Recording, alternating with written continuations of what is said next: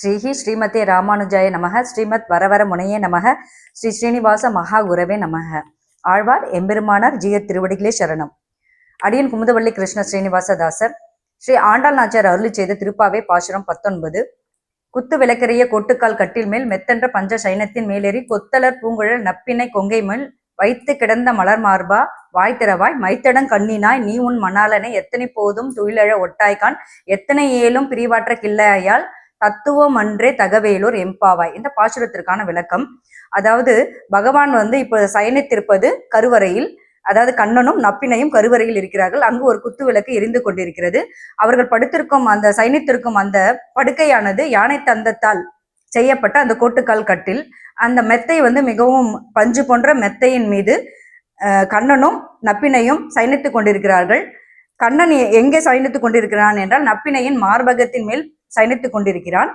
நப்பினை நேற்று இரவு சூடிய அந்த மலர் பூக்கள் முட்டாக இருந்தது. அந்த பூக்கள் இரவில் மலர்ந்து அத்தகைய மனமான நறுமணமுடைய நப்பினையின் கொங்கை மேல் படுத்து உறங்கிக் கொண்டிருக்கிறார் கண்ணன். அவரை எழுப்புகிறார்கள் ஆண்டாளும் அவளுடைய கோஷ்டிகளும். மைத்தடம் கண்ணினா என்றால் நப்பினை கண்ணனை மிக அருகிலேயே அகன்று பார்த்து பார்த்து அவளுடைய கண்கள் மிக அகன்று பெரிதாகவும் மைத்தடம் உள்ள கண்களாகவும் இருக்கின்றது நப்பினை. நீ உன் மணாலனை எத்தனை போதும் துயிலழ ஒட்டாய்கான். நீ உன்னுடைய மணாலன் உனக்கு மணாலன் என்று நினைத்து கொண்டிருக்கிறார். ஆனால் அவன் சர்வேஸ்வரன், இந்த உலகத்தை அனைத்தையும் காப்பவன், இந்த ஜீவாத்மாக்களை கரை தேற்றுபவன். அதனால் அவனை தூக்கத்திலிருந்து எழுப்புவதற்கு ஒப்புக்கொள்ள மாட்டாய். இருந்தாலும் எங்களை, இந்த ஜீவாத்மாக்களை கடை தேற்றுவதற்காக அவரை நீங்கள் எழுப்புங்கள் என்று ஆண்டாள் நாச்சியார் நப்பினையை வேண்டி கேட்டுக்கொள்கிறார். எத்தனை ஏலும் பிரிவாற்ற கிள்ளையால் தத்துவம் அன்றி தகவேலூர் எம்பாவாய் என்பதே இந்த பாசுரத்திற்கான விளக்கம்.